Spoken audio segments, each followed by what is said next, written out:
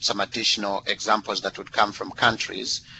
And thereafter, right at the 10 of the hour, we'll leave the webinar open for people that might want to continue having some discussions, but there's no obligation to remain on the call at that time.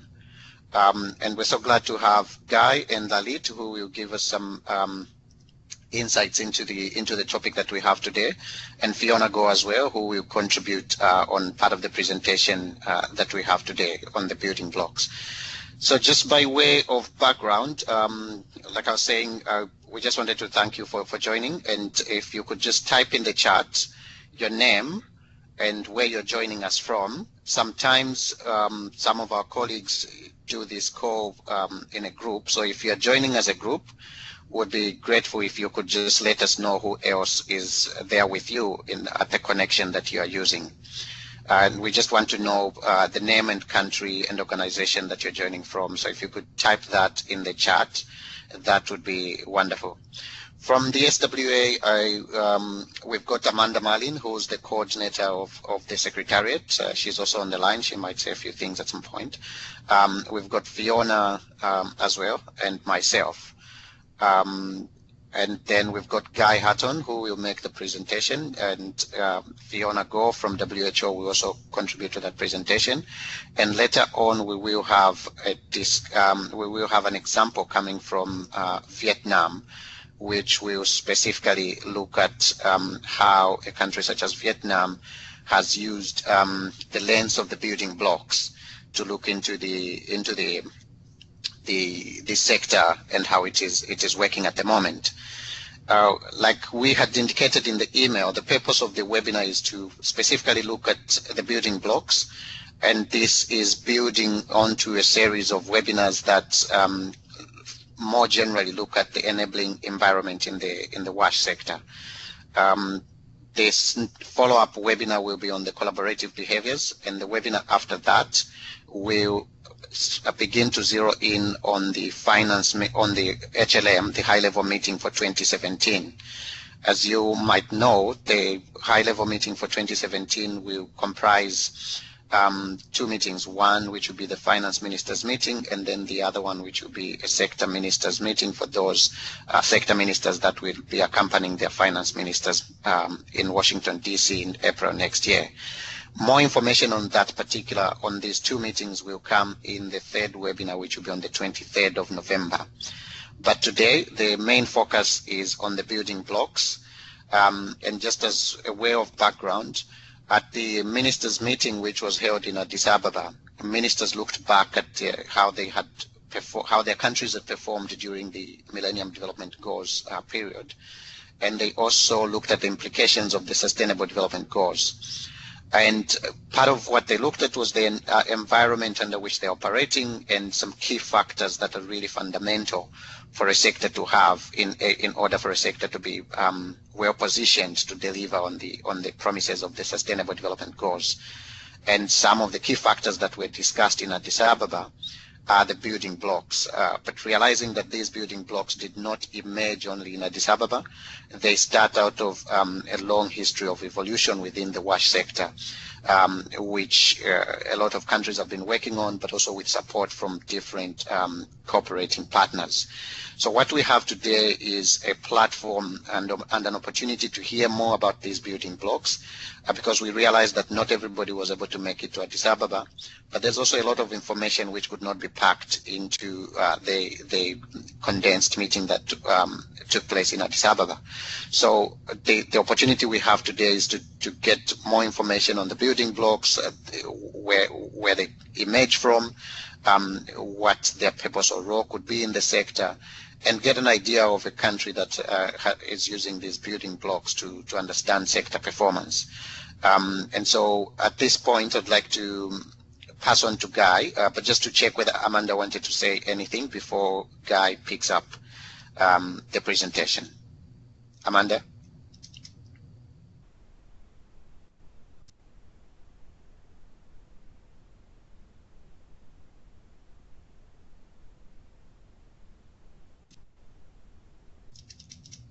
I think maybe we can go straight into the presentation, and maybe Amanda might make some remarks at some point later. So Guy, over to you. Thank you very much, Sitali. Hoping that the audio is still working for everyone. So very good morning to you. Well, it's morning here in New York. For many of you, it's already afternoon. For those of you who don't know me, I'm working with UNICEF for the past half year or so. I'm working with UNICEF on the enabling environment, and specifically WASH bottleneck analysis tool, as well as other areas. I'm a member of the Sanitation Water for All task teams, several of the task teams. So I've seen these developments in SWA firsthand. As the title of this presentation suggests, the main aim is to help build a common understanding of the determinants of WASH sector development. What are the contributors or preconditions for a healthy, that is sustainable, efficient and equitable WASH sector development? And this is not a new topic, of course. There are several tools that have been applied in the past and different frameworks, and some of these are still being implemented. For this reason, and because of the difference in frameworks, SWA has taken it on itself to try to develop a common understanding and to harmonize a little bit the thinking on the building blocks of sector development. What will be presented is sort of emerging from several sector partners, and the SWA building blocks, as well as collaborative behaviors, emerges from many country experiences, and has been put together by a group of development partners and countries themselves. So we start with sort of asking why the enabling environment, why move away from a projectized vertical approach to development, and this is not a new question. The Paris Principles and Accra Accord more than 10 years ago identified the sort of essential components of or characteristics of aid in supporting countries in terms of how it needs to harmonize between countries, behind country systems. So this is not new, but the Sustainable Development Goal framework is still relatively new, being about 1 year since the UN General Assembly endorsed the 17 Sustainable Development Goals, as we know, these are extremely ambitious, including for the WASH sector, where universal access is sought, and the goals and targets have integrated social, environmental, and economic dimensions. And these are contained also in the WASH ones, where we have more environmental concerns and also economic concerns, as well as the targets. There are many targets in the new SDG framework, 99 outcome targets and 70 targets relating to the means of implementation. While these are extremely ambitious, even for developed countries to achieve, in some of the targets, they are set as a global aspiration, where nations can then choose their own targets and desired level of development in 15 years' time. To measure these targets are 230 proposed global indicators, which have been reviewed several times by the UN Statistical Commission under the Inter-Agency Expert Group. and so the targets we have for WASH are now relatively established. So here in this slide are the 6 targets, outcome targets of the water goal, goal 6, and also 2 targets for the means of implementation. And you can see which agency or initiative is responsible for measuring these targets. So the JMP is measuring, monitoring 6.1 and 6.2, and then the Global Expanded Monitoring Initiative is monitoring 6.3 through to 6.6. And then on the means of implementation, 6A and 6B, this is falling under the responsibility of GLAAS with inputs from OECD and other sources. In terms of the ladder concept, which we've become very familiar with during the MDG period, through a very broad, extensive consultation over a several-year period and leading up to 2015, the Joint Monitoring Programme convened partners which has come up with a simplified but extended ladder for water, adding on top of the improved service level a basic level, which means that the water source has to be within 30 minutes round trip, and then safely managed drinking water on top, which means on premises, available when needed, and free from contamination. So this represents a significantly higher bar for the water target. And then moving on to sanitation and hygiene. So now an additional rung of the ladder has been added, called safely managed sanitation, which means that fecal waste either has to be buried safely without contaminating water sources and the environment, or taken off-site and treated before being disposed of or reused. So this, I'm sure those on the call are familiar with these new rungs of the ladder. Also,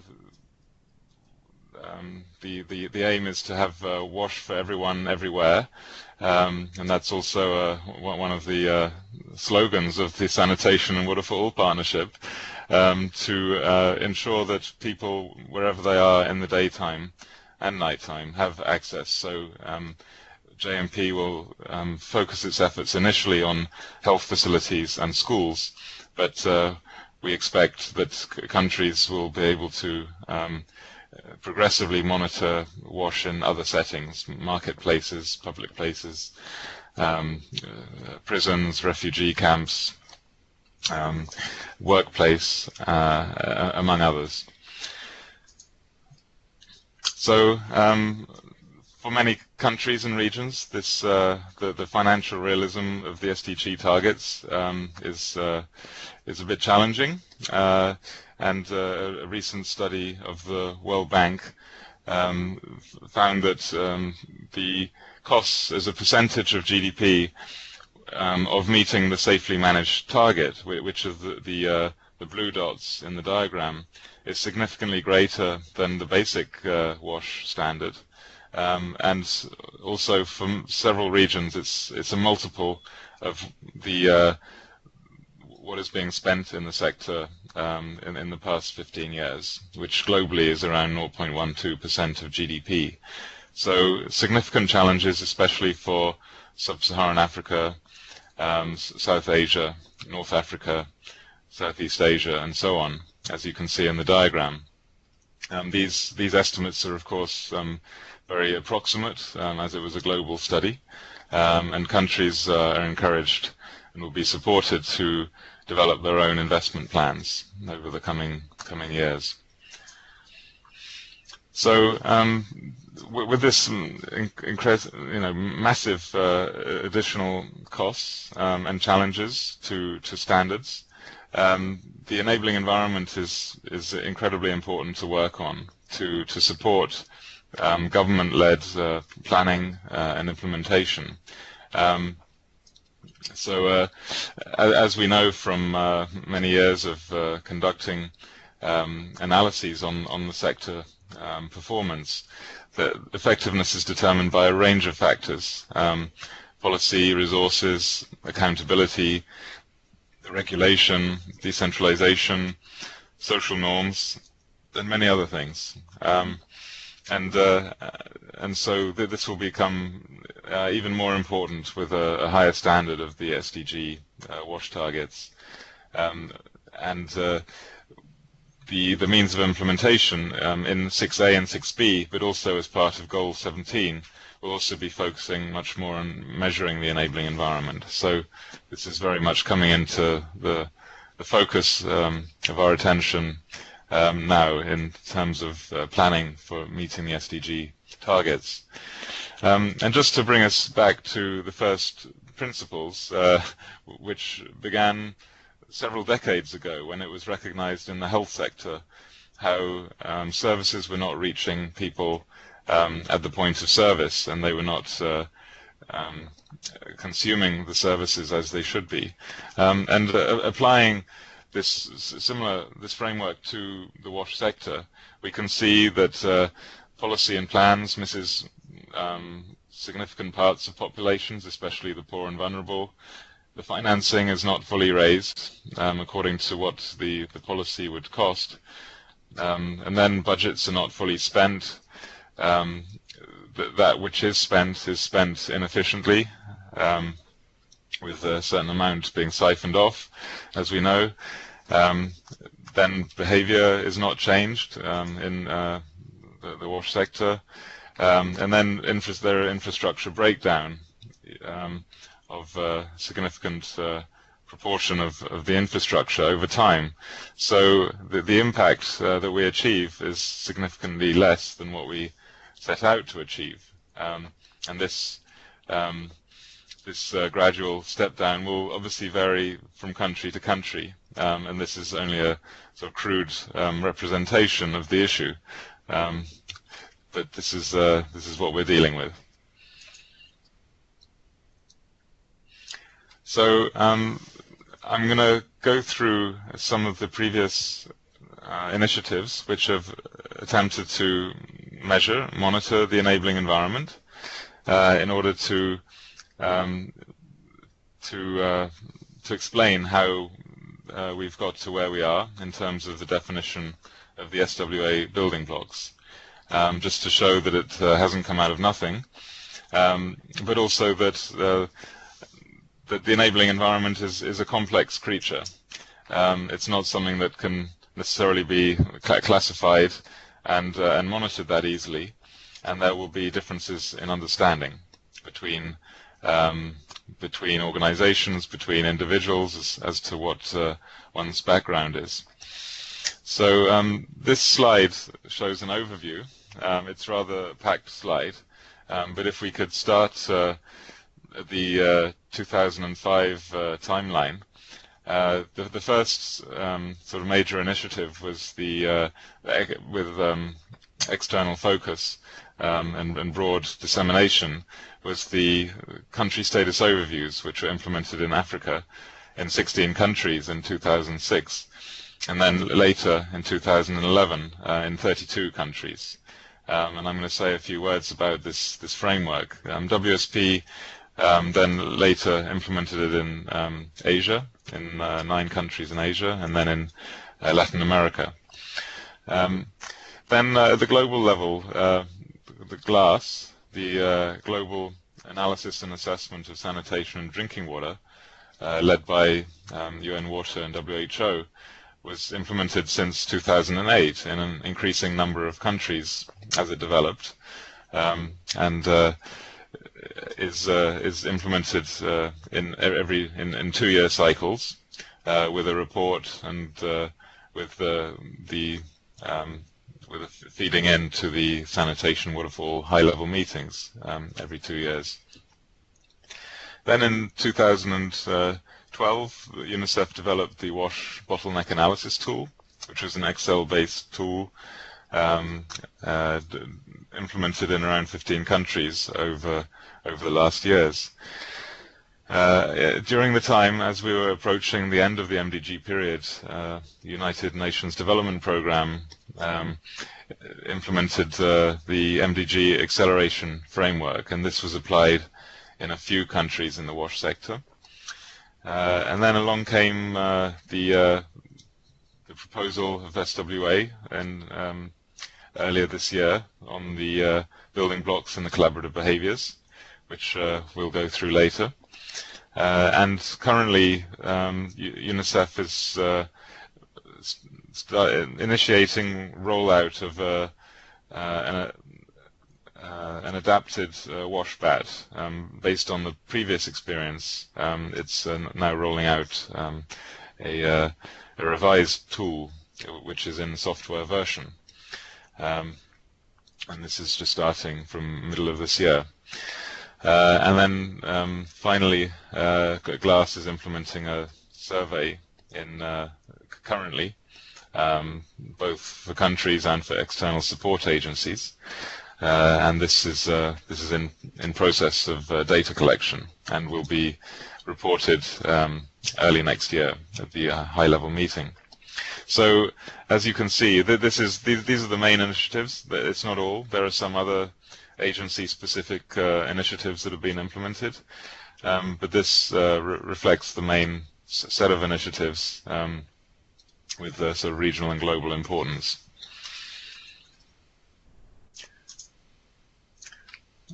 So, yes. Okay, we'll come to the SDA and MAPAs in terms of what they mean in due course. Thank you for the question on the chat.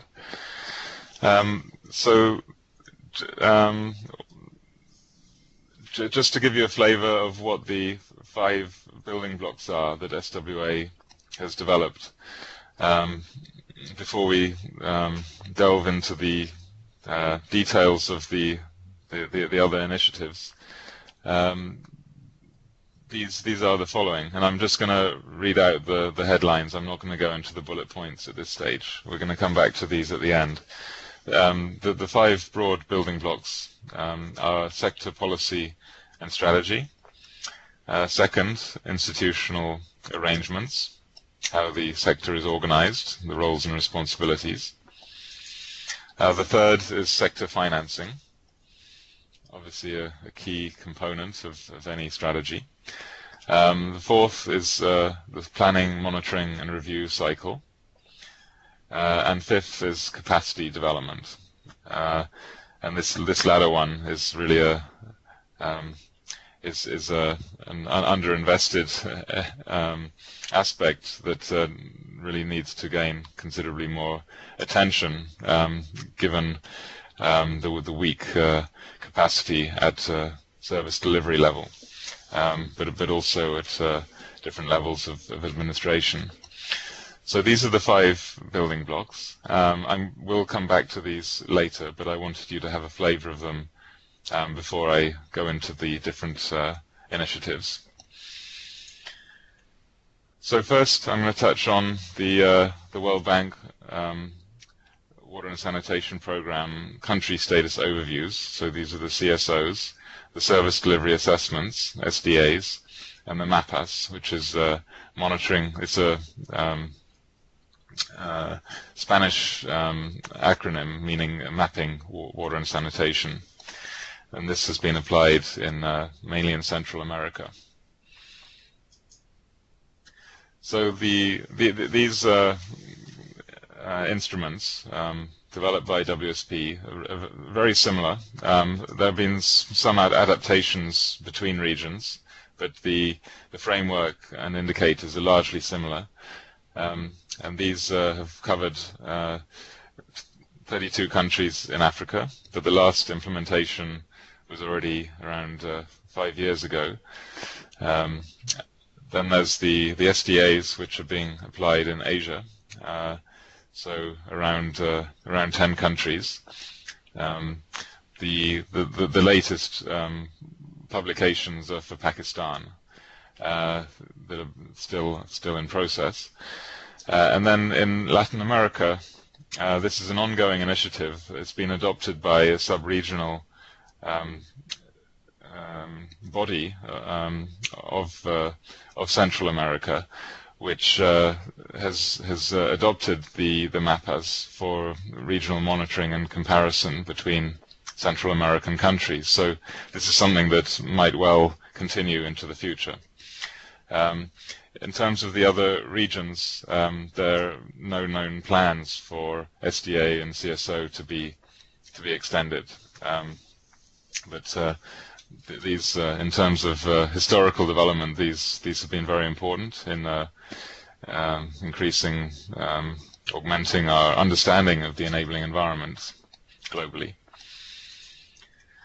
So the aim of CSOs originally, it was to be a national level tool to provide oversight of the achievements and performance of the WASH sector, to benchmark the service delivery pathways, and to identify issues that might be inhibiting progress. And there was also a costing, a simplified costing tool associated with the CSOs.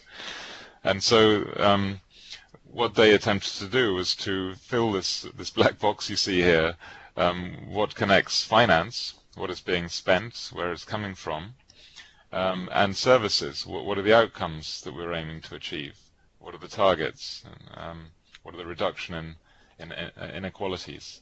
And so what was described or termed the service delivery pathway was the process by which finance is actually turned into services, and how to improve that process. And this black box looks a bit like this. So in converting finance into services, there were 3 service delivery cycles that were described: the enabling services, the developing services, and the sustaining services. And within each of these cycles were building blocks. In the first cycle, it was policy, planning, and budgeting. In the second in the second cycle, it was whether expenditure was made, how equitable the expenditure was allocated, and what outputs were actually achieved with these. And then the sustaining services focused on for water supply maintenance, whether there was a supply chain, and for sanitation, whether there were markets existing to deliver sanitation services. Also expansion and uptake, whether there were plans for service providers to expand the service provision. And then finally use, where the services that were delivered were actually being used. And each of these building blocks had 3 indicators, which was given a score of between 0 and 1, and with a score of 0.5 being possible, which allowed a score to be given with a maximum of 3 points for each building block. And then each building block was given a color code according to whether it was poor, developing, or good progress, or developed, or this building block was developed. So this scorecard, this was called the scorecard, and could enable users, readers, to understand very quickly where the challenges were, which building blocks were least developed and needed most attention. And I think I'm going to go to this slide before going back to the data collection slide. This is a summary of the 32 African countries in the last exercise. So the 32 countries were categorized according to whether they were resource-rich, low-income stable, low-income fragile, and then South Africa was also pulled out of the other countries as it had a very different performance. So you can see for the different subsectors very different performances, and this obviously was was also very interesting at to look at this performance at country level. But in order to make a point, the CSOs divided countries according to these categories to show that the low-income stable countries were actually performing better than even the resource-rich countries and the low-income fragile countries, showing that the governance of the sector and the stability and the predictability was very important for the performance of the sector. So this was one of the key findings of the CSO. In terms of the data sources, the CSO relied on a variety of data sources pulled together by a consultant who filled the template and wrote the report and convened meetings with government and partners. So the data was from a variety of sources, and it also worked with the GLAAS in countries where this was ongoing in previous cycles. The costing tool focused on the infrastructure gap in terms of both the capital costs and the operating costs, and also compared the investment needs with the existing financing, focusing on public funds and ODA, and estimated the gaps. And as you can see here for this example, there were very significant gaps in infrastructure found, but not in all subsectors. There was assumptions about what the households would invest according to the national policies, but in many cases this would have been very unrealistic. So anyway, large gaps being found by the CSO. I think in the interest of time, I'm not going to speak to this slide. We need to move on. But the CSOs were used in various ways, and were also used at global level by donors to plan their programs and which countries they focus on and what areas they focus on. But I won't speak to the slide because of shortage of time. So moving on to the GLAAS. At this point, I'm going to hand over to Fiona Gore from WHO, who will spend a few minutes just introducing the GLAAS and some of the sort of the kinds of findings that it presents for raising awareness at global level. Fiona? Guy, thank you. Can you hear me? Can you hear me? Yes, loud and clear. Yes, we can hear you, Fiona. Hi. Thank you. Just checking. Thank you. Good morning, good afternoon to everyone. And I'm very pleased to be able to say a few words about the UN Water WHO-led GLAAS initiative, which stands for the Global Analysis and Assessment of Sanitation and Drinking Water. Just over the next few slides, what I'd like to do is just explain what GLAAS is. Many of you aren't probably familiar with it, but also to make the link with today's topic in the seminar of the building blocks. As Guy has mentioned in his previous slides, there's tools out there to assess the enabling environment, and GLAAS does this notably in 4 different areas with respect to financing, human resources, monitoring, and governance. And this very much covers information, the evidence for covering the building blocks framework. Who can click to the next slide, please? So just a couple of words on the past, but mostly we want to be looking forward. In the last GLAAS cycle, in its 3rd cycle in 2013, we got information and data from 94 countries through the GLAAS survey and 23 external support agencies, representing more than 90% of ODA for WASH. And what you can see on this map was the coverage by the GLAAS initiative. Next slide.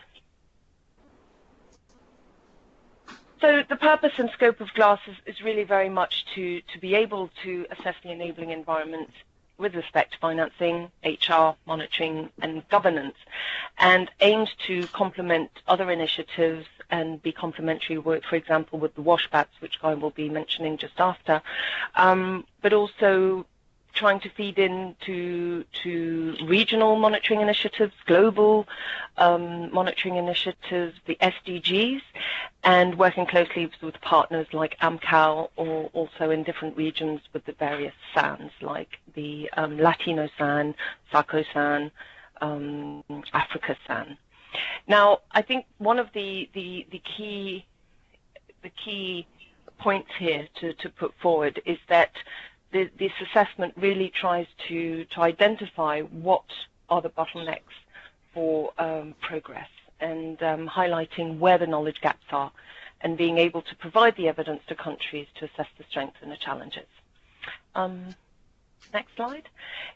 We in the last GLAAS cycle, the report was launched in 2014, and we reported on information with respect to national planning, coordination, monitoring, financing, as well as looking at targeting of external aid towards the actual country needs. As mentioned by Guy, we're currently in the next full data collection in the next cycle of GLAAS, the fourth cycle, and we have already a number of countries that are participating, which is actually growing on a daily basis. We've also launched the ESA survey, which is a survey which collects information for our external support agencies, which allows us to compare this information with the country needs. Next slide. This is just to highlight some of the information that can be found in the GLAAS report, and we will be preparing the next GLAAS report, which will be available next year, and we aim to have this available prior to the high-level meeting in Washington, D.C., to be able to provide evidence for better decision-making, and to be able to bring this forward to the finance ministers. And this is just typically an example highlighting the proportion of the population which is not being served by formal providers, and being able to assess the gap and what are the different types of services. Next slide, please. This is another example of results that GLAAS has traditionally shown in its report, and in this case it's really about showing that plans in many cases are in place but are not necessarily being monitored, implemented, or even financed. So this is really putting the point forward that there is a need to walk the talk, and having a plan in place is not sufficient to be able to effectively increase access to water and sanitation to all. Next point. Next slide, please. This is another type of information that we share through the GLAAS report. And just to make a side note, in the current GLAAS survey that is currently being implemented, it has been revised to adapt to the SDG agenda, but we're also having a more finance-focused cycle where we plan to really dig in and help support countries in trying to analyze what are the expenditures in WASH financing. And this is the report that will be presented at the high-level meeting in Washington, D.C. will focus on finance. However, we still take into account other sections of the GLAAS survey where there are reporting and monitoring needs with respect to SWA, with respect to AMCAL, and with respect to other needs. And regulation is actually one of the new sections that has been included, and some new questions that have been included in this new GLAAS survey, as well as going beyond and looking at wastewater management, governance, financing, but also, and this was mentioned by Guy, GLAAS is co-custodian of SDG and Indicator 6A and B in collaboration with OECD and UNEP. And this means that for Indicators 6A and B, for being able to report it, we've expanded beyond WASH, going to water resources to ensure data quality from reporting back on the SDGs. I think we've come to the end of my presentation. The last slide was very much about financing and focusing on where are the gaps and what are the actual planning strategies with regards to financing, which is very topical in view of the next few months and the work that is being prepared for the next high-level meeting. Guy, I'll pass the microphone back over to you. Thank you very much. Thank you very much for that, Fiona. So now moving on to the final tool that I'm going to describe in detail is the UNICEF WASH bottleneck analysis tool.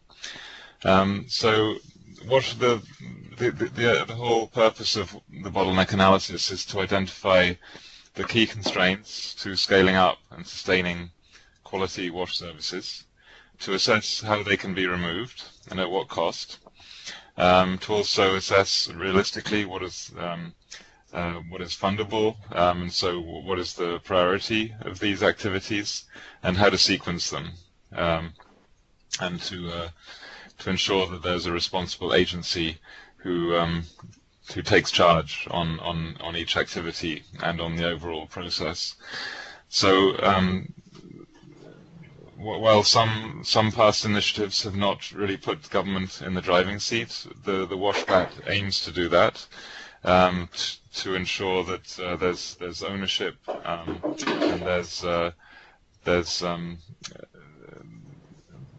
there's acceptance by the government of the key constraints on sector progress, and to take these seriously, to adopt the activities into their planning cycle and into their own budgeting.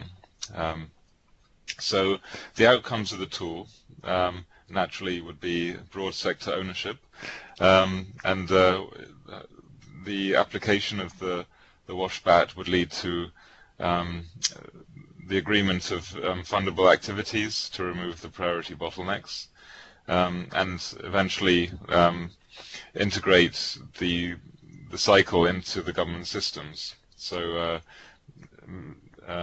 maybe the tool itself would cease to be used, but at least adopt the methodology and the approach to identifying bottlenecks and really prioritizing the activities to remove those bottlenecks. So these are the aims. So the WASH-BAT is not only a tool, which we'll come to in a moment, it's a process.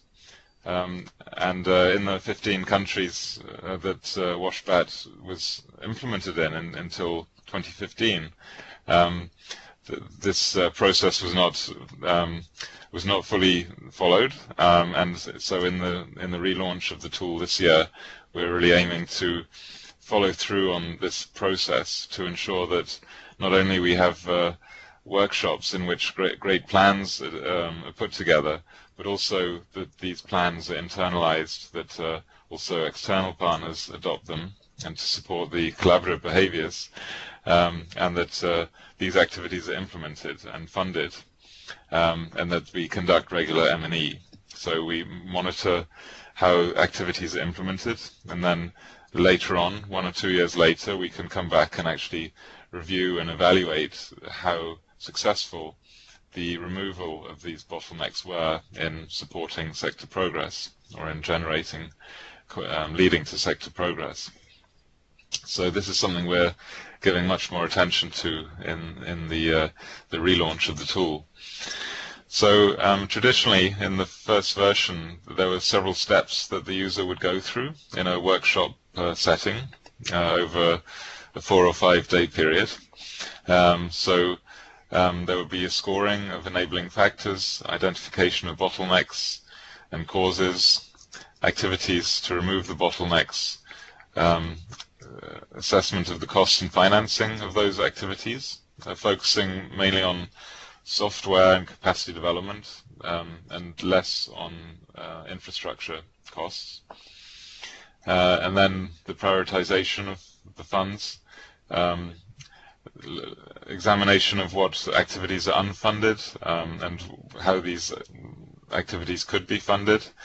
And then it's closed with an analysis on if the bottlenecks are removed, what impact this might have on sector coverage, on the WASH coverage. So this was how the tool looked in its previous phase.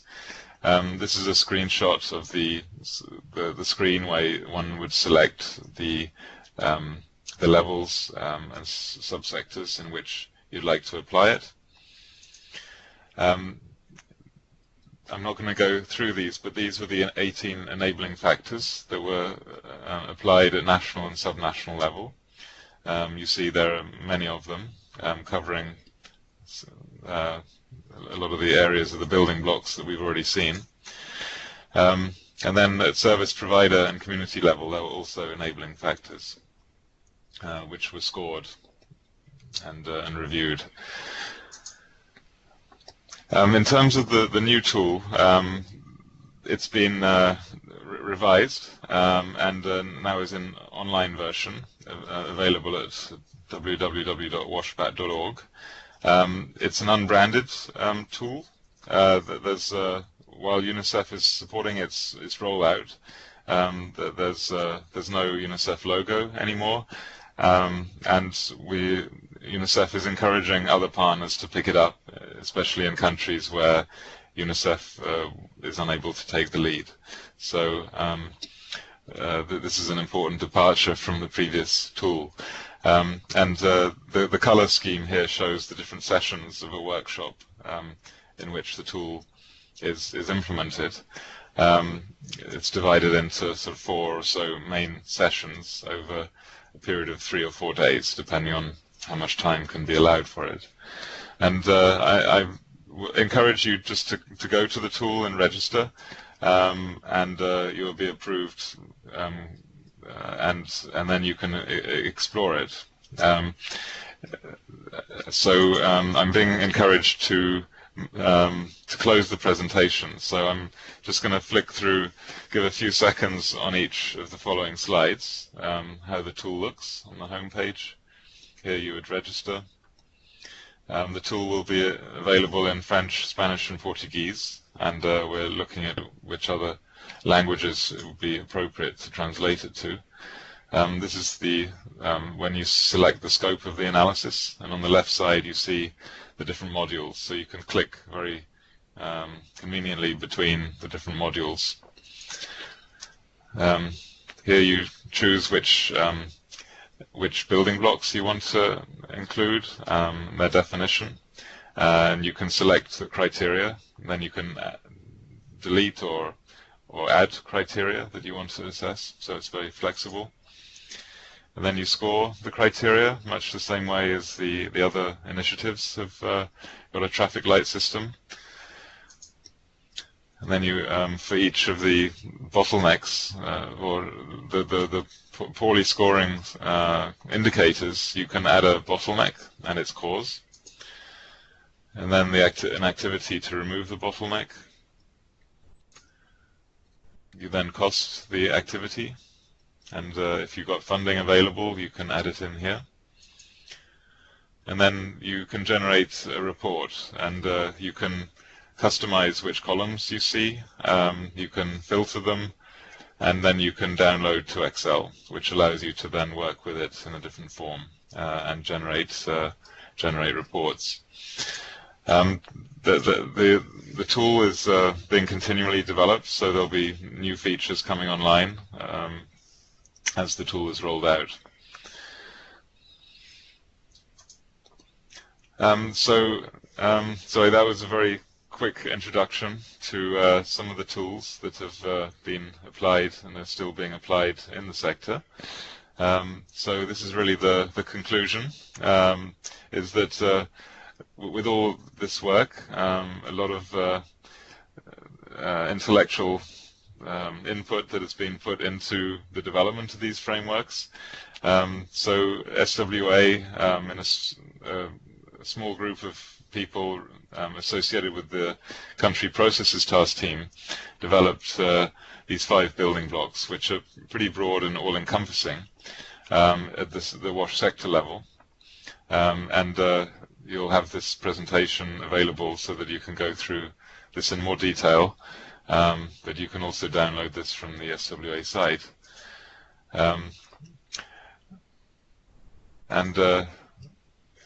This slide just shows how UNICEF, through its work with the UNDP governance facility at SWA in Stockholm, sort of alongside this other work over the past couple of years, has been developing a governance framework. And in terms of the WASH sector, we've brought this governance framework in line with the 5 building blocks, as you see in the sort of central part of the diagram.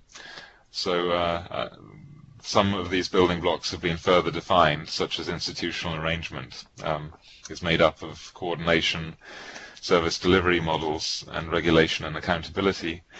And then so financing has been split into budgeting and raising new financing.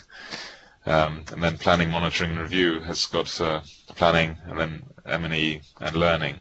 So this has been harmonized with the governance framework that has been worked on by UNICEF. But at the same time, there are a lot of factors outside the WASH sector which we have to be aware of and even monitor. These include institutional factors that you see here, including political leadership, which you see at the bottom, which really influences strongly the WASH sector. And then at the overall level, things which we can't have so much influence on are the structural factors. And there are several of them here. So I show this because some of these broader factors have actually been brought into the WASH BAT. So there's a building block on decentralization, on social norms, and on political leadership, as well as a focus on the service provider level, much the same as the WASH BAT version 1 did. So this just shows some of UNICEF's current thinking, which is also this documentation is also available from UNICEF.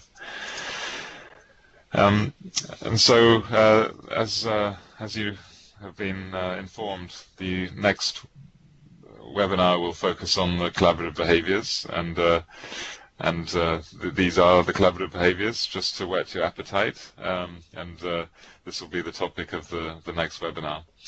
So thank you for your patience, and apologies for going a little over.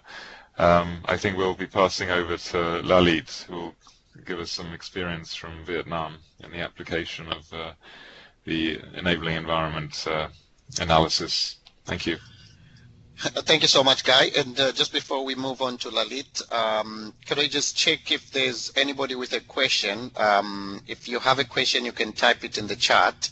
But if you wanted to say something now, just before we get into having the presentation, it's to be a few slides from Lalit. If you have any question now, you can take the floor, just so we check the people who might want something responded to.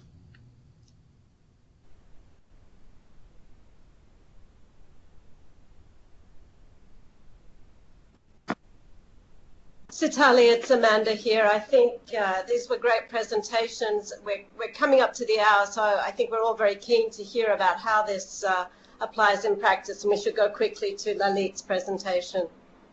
Okay, thank you so much. So the presentation is just loading now, and we should have it in a second. Okay, there we go.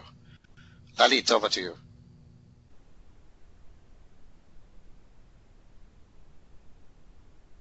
Can you hear me? Yes, we can hear you. Okay, great. Well, I mean, Sitali, I'm sorry, like as you know, till yesterday I was not ready with the presentation, and in the morning I had some meetings with the minister level. I could not avoid it. So the presentation was prepared in very hasty way. So I'll send you an amended revised version later, but now I can speak, I think, whatever I have on my hand. Okay, let's go to the next page. I think this is very simple. Like the content of the presentation, it talks about preparatory tasks for the bottleneck analysis. I think I still believe that this presentation, my presentation, is at least intending to assist country offices or countries who are interested to use the bottleneck analysis in a country perspective. So is my presentation. Yeah. So this has got a few bullet points. Like you can see that that's fine. So preparatory task for the bottleneck analysis. I mean, what is needed at this stage is basically to make a good preparation before taking on this bottleneck analysis. And the preparation, what we did, basically to have a couple of people, we divided our tasks, and of course I took the task of practically understanding the. I was very new at that point of time in Vietnam in the 2013 when we did this bottleneck analysis. Like Guy explained that we used the old format of bottleneck analysis with 18 enabling factors and 108 criteria. So you can understand it was a bit complex at that point of time. Now it is probably more mainstream, more streamlined and easier to use. But still we didn't hesitate to use it, and we like to use it. Here the point is basically good preparation is needed. So desk review, interviewing selected partners, and drafting a sector update. I think that's most important, I guess. And those and what we prepared is a position paper for scaling of WAS that triggered the whole process. We presented at the in the office of the Prime Minister with the lead of the Minister of Health. And I think that generated a demand for more detailed analysis. I think that's the way we went forward. Okay, next slide. I hope I'm clear in my voice. The undertaking the bottleneck analysis, as I said, that the position paper was the trigger, and the precursor to this exercise was the World Bank service delivery assessment. So you may wonder that how did we go ahead with a bottleneck analysis despite the service delivery assessment was available. With all due respect to service delivery assessment, I think that was a very good work indeed, and we did it with World Bank across all 4 subsectors like urban sanitation, urban water supply, rural sanitation, rural water supply. So we did that all. But then I think the bottleneck analysis tool, when it was presented to the Minister of Health, everybody thought that it will be a good tool to use with the provinces and with the CSOs because it can trigger more participation. I think that was the key trigger for this use of the bottleneck analysis tool. And also it had got more criteria across each of the building blocks, you can call it now. So it was easier to use and easier to generate a participation in the whole process, and therefore it was encouraged to use despite we had the service delivery assessment.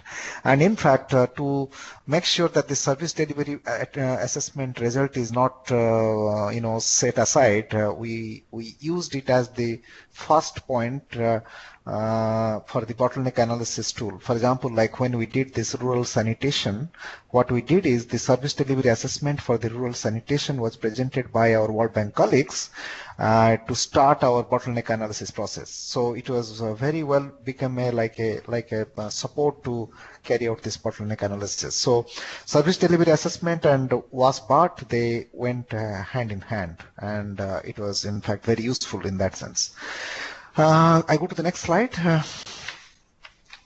Sorry, I'm sorry about these slides. You'll find plenty of words, and what I did is I just prepared some kind of tables to see that whether it can help me to present the building blocks analysis, what we did, and also how it helped in presenting the progress. In this table you can see mainly the sector policy and strategy. In the sector policy I have highlighted a couple of points. One is basically the community mobilization approaches. It was it was very reluctantly introduced in the National Target Program in the previous cycle, but not much used, and also, of course, the skill and capacity to use the community management approaches was low, and the political will for it was also still low, despite the inclusion of that in the National Target Program for 2010 to 2015. We came in midway to do that, this bottleneck analysis. The subsidy was still encouraged, and now the subsidy is relatively low. There is stringent technical standards. Why I say stringent technical standards? The MOH, the Ministry of Health's quality system only assured high quality latrines, which will cost over like $250. So most of the poor people cannot afford to build a latrine. So it was another bottleneck which was not helping the progress of coverage in the country. Coming to the next one, Sitali, yes, institutional arrangement. There is always a tension between Minister of Agriculture Rural Development and Minister of Health in this country for this sector, because Minister of Agriculture Rural Development receives the allocation for the both rural water supply and rural sanitation, and Minister of Health implements the sanitation component as a subsidiary ministry and reports back to the Minister of Agriculture Rural Development. So that tension continues to remain. But what has changed in this process of analysis and ownership development is basically there has been increased coordination at both national and provincial levels, and the regulatory frame for the is evolving now for making sure that the mass organizations and the CSOs are contribute to the process of community mobilization and strengthening the supply chains and all. So when I say mass organizations, many people may wonder this is probably not a very usual term. This is basically, in a communist country like Vietnam, we don't have many CSOs, very limited CSOs you will find here, and most of these CSOs are international NGOs, so they're very limited, and the geographical presence is also very regulated and limited. But the mass organizations are seen as like a wing of government, and they're more like farmers associations, women's associations who can also help the development process. So we're trying to basically make sure how the ministries can use these mass organizations for the future engagement of this in the sanitation sector. So if I didn't say it, I'm just presenting the rural sanitation sector at the interest of time. Okay, thanks. Next slide, please. Financing sanitation. In the financing sanitation, I will only say a few points. One is the urban. There is urban bias in this sector for sure. I mean, you will find the resource allocation, there's a huge gap between urban allocation to rural allocation. And again, when it comes to the water and sanitation, water gets obvious priority because there is a latent demand, available demand. So, and also the visibility is more, they think like that. So the rural water supply gets more allocation. And also it is controlled by Ministry of Agriculture and Rural Development, as I said before, who handles the water component. So the allocation is more.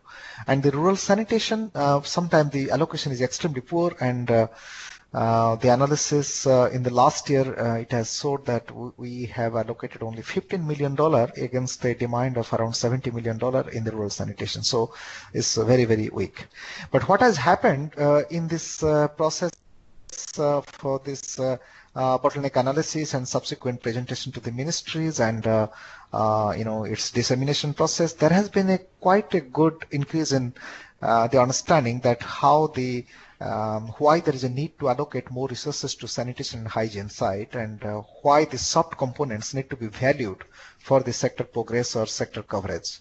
I think that understanding has gone much more, although we'll see like how this new National Rural Development Program, which is from 2016 to 20, but it is still evolving.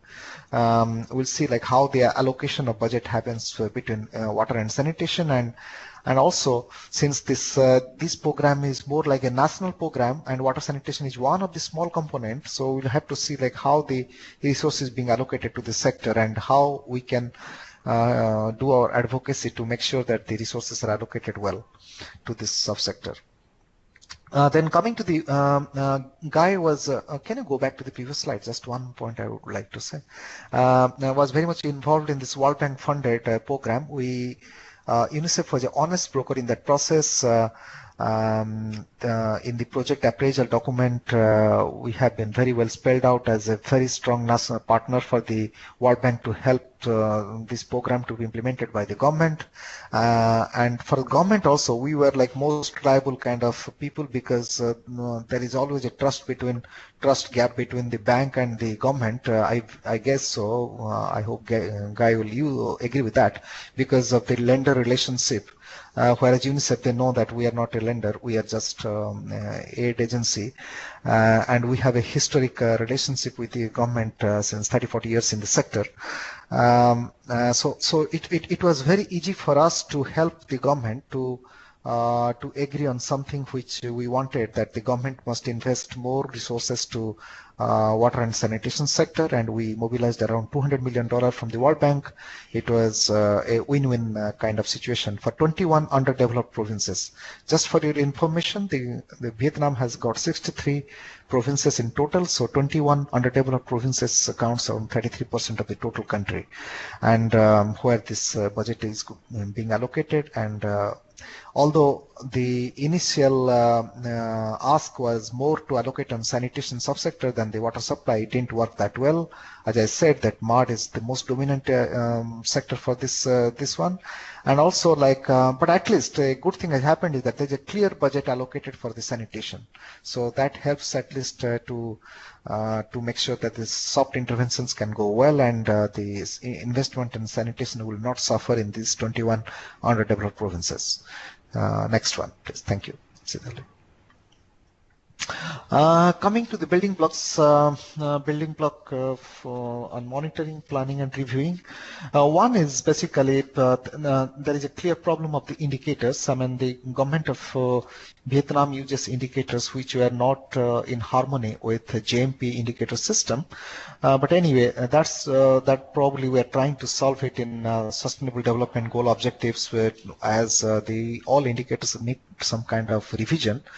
I hope we'll be successful in doing that. The second point is on the frequency. The frequency of collection, yes, there are annual collection systems, but how much it is used for the planning process, that was not very well understood. Understood or not being utilized to the extent it should have been utilized.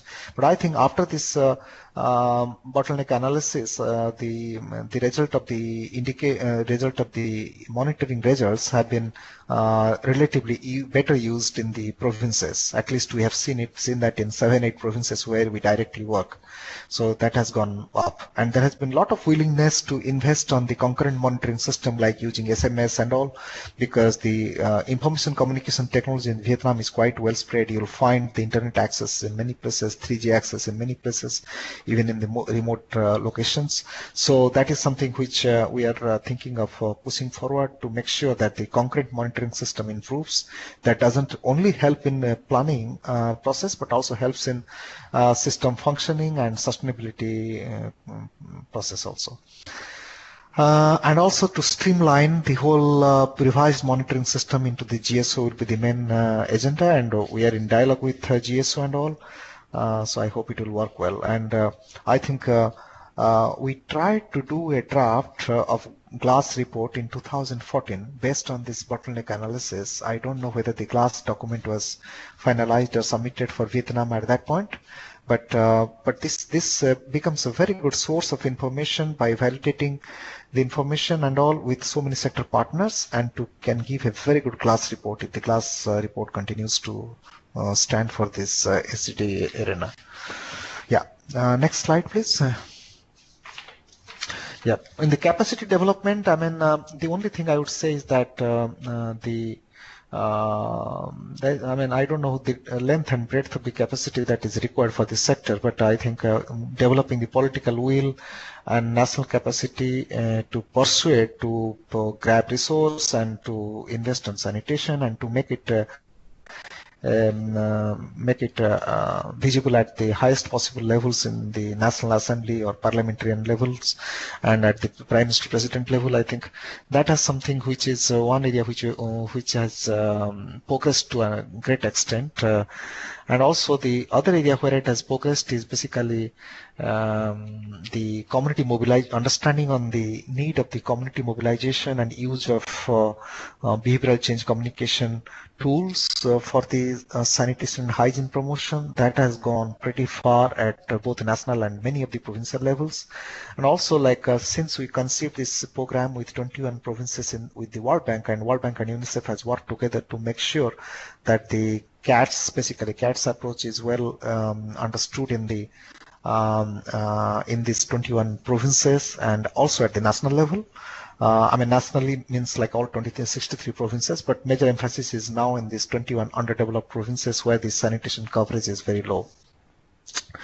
That's it. I think in the conclusion, I don't have many things to conclude actually. I think a lot of things has been said already, and what I can say at this moment is that for a good bottleneck analysis, you need good preparation and good dialogues, and to make sure that there is a strong participatory process. The people who are going to participate need to have good preparation before coming to the table. That is something which sometimes becomes very difficult to make, but it is a precondition to make a good analysis.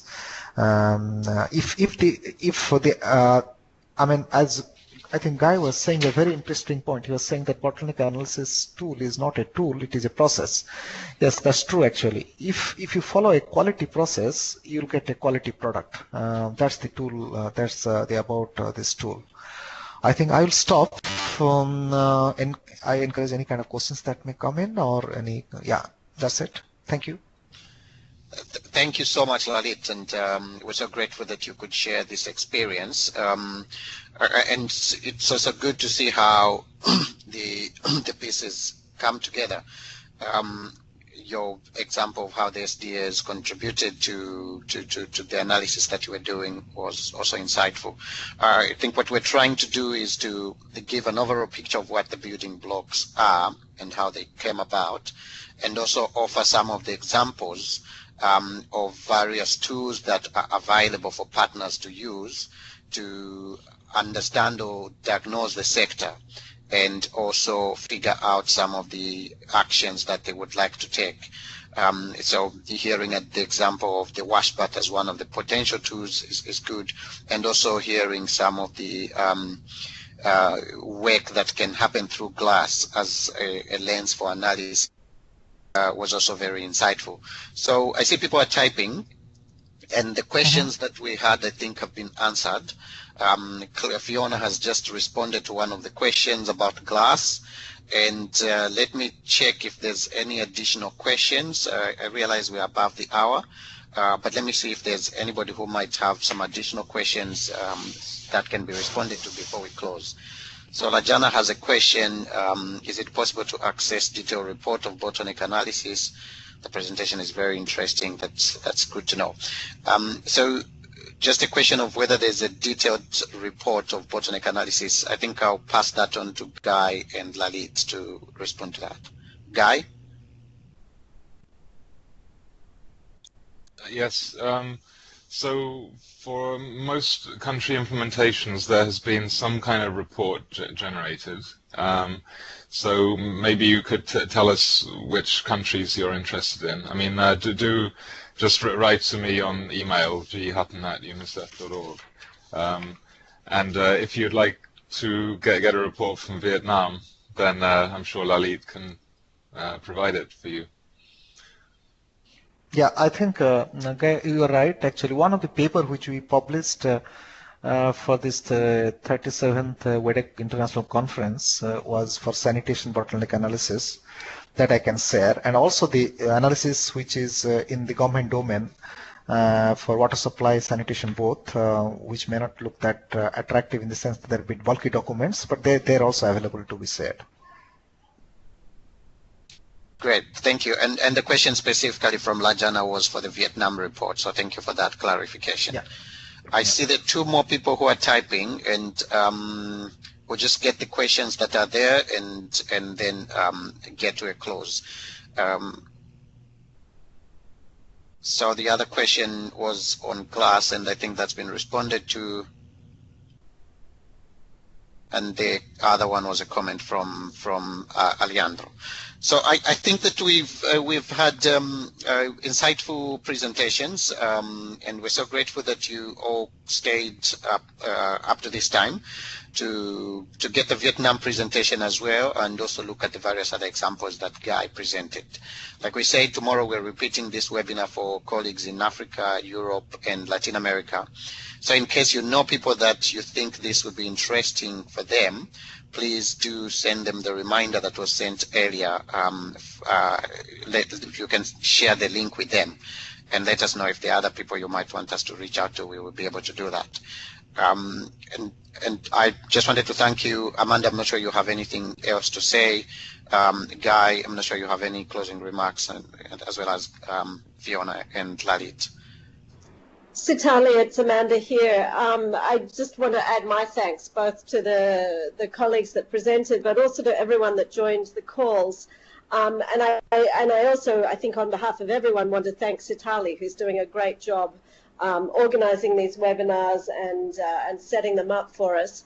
You know, this is something that we're going to be doing between now and the meetings next year, and then arguably beyond as well, if people find it useful to have this chance to get new information and to talk to each other. So I just also wanted to stress that we're very open to feedback.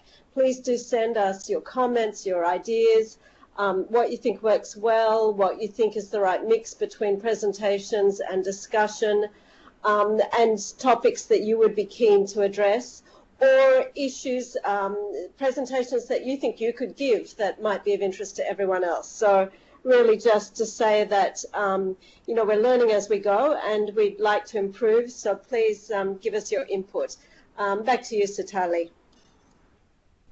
Well, thank you so much, Amanda. Nothing much to say. I think that captures really the essence and spirit of these conversations.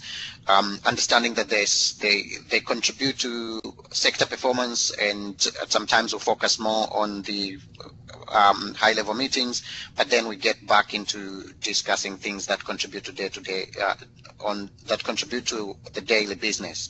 So thank you so much to everyone and to the presenters as well. And tomorrow, for those that will be asking other people to join, we'll be continuing.